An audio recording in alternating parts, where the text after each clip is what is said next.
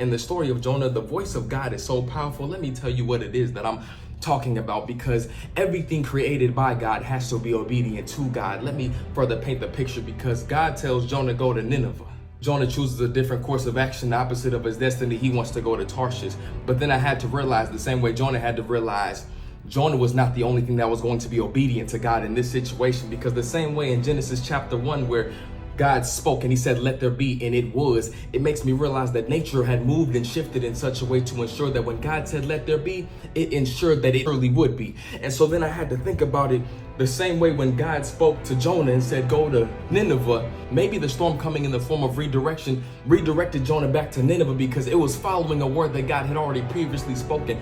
Maybe the same way that belly of that big fish came and delivered Jonah to Nineveh was because it was obeying a word that God had previously spoken over Jonah. And so then I had to realize something in your life. You cannot escape the greatness that God has spoke over you. You can't run away from it. You can try to avoid it, but you cannot fully actually escape it once God has spoken it over your life. He spoke it over your life before you could even speak for yourself.